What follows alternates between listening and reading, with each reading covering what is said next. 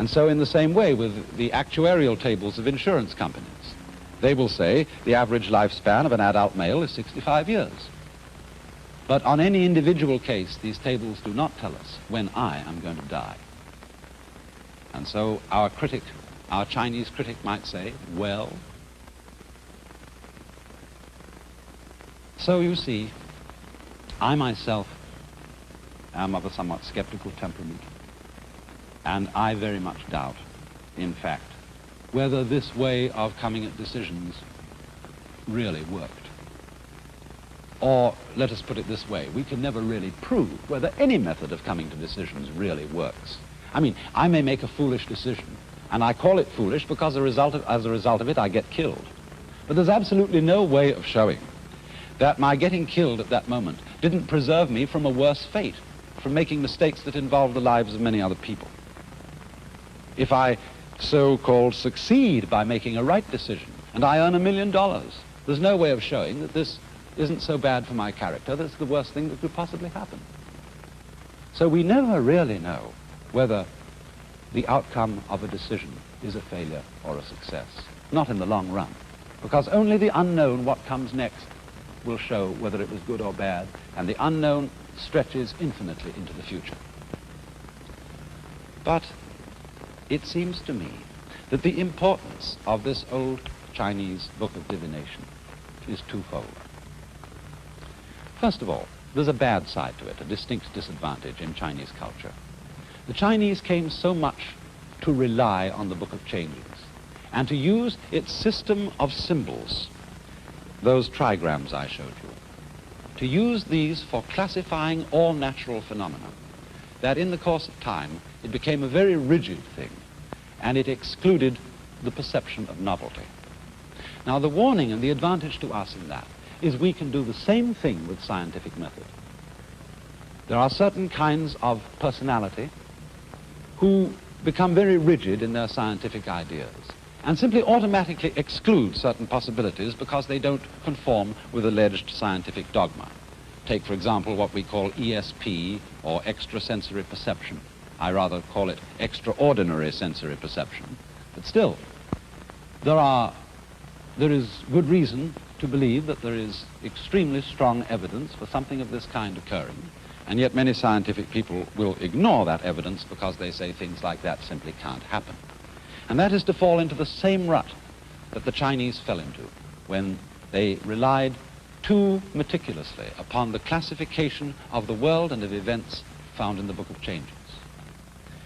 But there's a positive side to the picture, for this Book of Changes is founded on a view of life which is very suggestive to us, which is in accord with certain points of view that now develop in our own science. A way of life, a way of looking at life, which sees not so much the causal relationship between events as the pattern of events. Let me try and show that difference. When we think of causality, we think chiefly of the way events are determined by their past. It's as if events were a lot of marbles, and they're thrown together and they knock each other around. And therefore, in tracing the movement of any particular marble, we try to find out which other marbles knocked it, and so trace it back and back and back. And until quite recent times, the whole view of Western science was based on the idea of causality, how things are influenced by past things. But the point of view that underlies the Book of Changes, and that the Chinese never really applied to their science, they applied it rather to their art and perhaps their philosophy of law. But the point of view here is different. It is, instead of understanding events by relation to past causes, it understands events by relation to their present pattern. And in other words, it comprehends them by taking a total view instead of what we might call a linear view. If, for example, we can find a suitable analogy for the Western way of looking at things, we might say it is understanding events in accordance with the order of words. For example, I can say, this dog has no bark, and then, this tree has no bark. Now, the meaning of bark in these two sentences is determined by what went before them. I make sounds before I say the sound bark. Before I say bark, I say this dog has no. Now, if I want to know what bark means, I have to go back to what happened in the past. But if you take the order not of words, but what I would rather call the order of design, we get a rather different situation. Supposing I draw two small circles.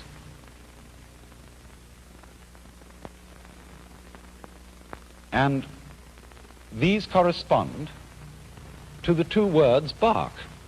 They're both the same. But now, supposing a design arises around those two circles.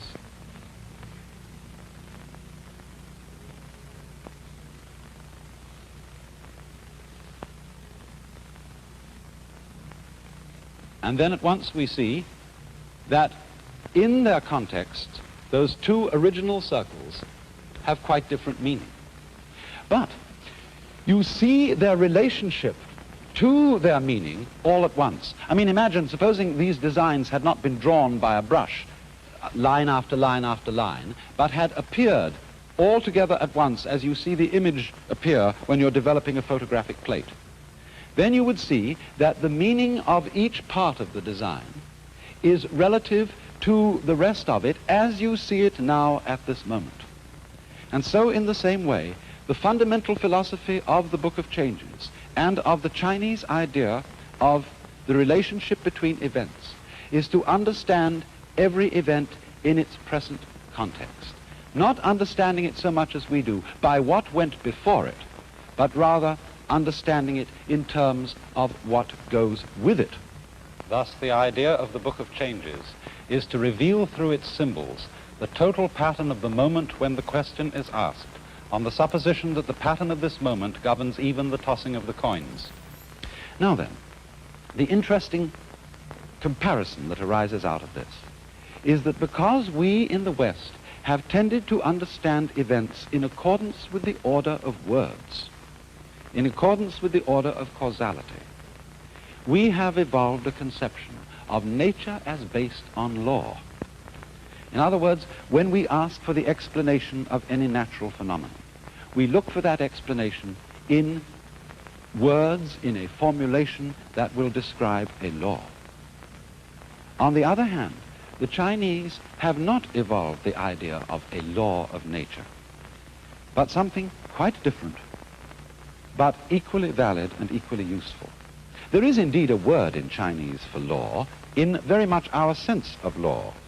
It's a rather interesting word because as it was originally written, it was a picture like this.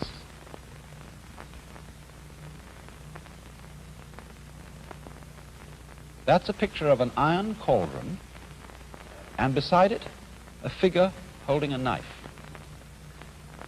This is the Chinese word for law, TSE, Z, which most corresponds to our idea of law.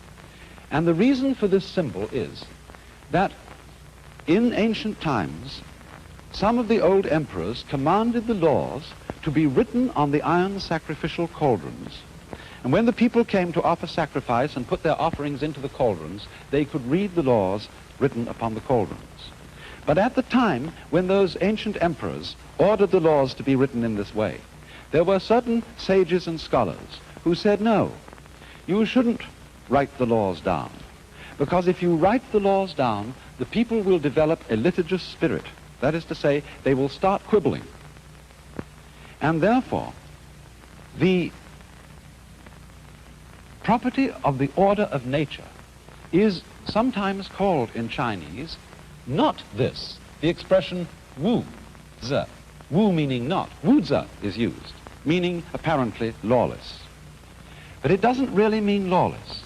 For example, if we go for a moment to Chinese ideas of civil law, a good judge does not base his decisions on this kind of law, written down law, because he knows that no written law can apply to all the complex multiplicity of circumstances that may arise. And so he bases his decisions on what the Chinese call not law, but justice. This word is pronounced I. And justice in this sense corresponds rather to our idea of equity. It is the sensibility for order and reasonableness that is embodied in an individual. He hasn't got it clearly written down, but he is the sort of person who is able to judge in any particular circumstance whether a certain decision is fair or not fair. And they much rather trust a man who has E in him than a man who has a thorough knowledge of the rules. And so we come thus to a conception of the order of nature that is one of the most important words in the Chinese language. And that is a word which originally meant the markings in jade, the grain in wood, or the fiber in muscle, and it's pronounced li. This is a character then, meaning really the basic fundamental pattern of things. But such an image is used as the markings in jade or the grain in wood because this is an extremely subtle, complex pattern, a huge area of events all happening together at once, which has to be taken in at a glance, in the same way as we take design in at a glance, understood at a glance, and therefore is not capable of formulation in the order of words. And so li, meaning perhaps organic pattern, is the fundamental Chinese idea of the order of nature. In other words, when we think of beauty, we know very clearly what is beautiful and what isn't. But it's absolutely impossible to write down a set of laws and rules as to how one will create beautiful objects. In mathematics, for example, mathematicians often feel that certain equations, certain expressions are peculiarly beautiful. And mathematicians, because they are meticulous people, try to think out exactly why is this beautiful. Could we make up a rule for beauty? And yet they come to the conclusion that if we could make up a rule and apply it in mathematics, and always by the use of this rule get a beautiful result, eventually those results would cease to impress us as being beautiful. They would become sterile and dry. And so in the same way, the order of nature, the order of justice, the order of beauty are things which we can know in ourselves, but we cannot write down in black and white. And therefore, the superior man is one who has the sensibility for these things in himself.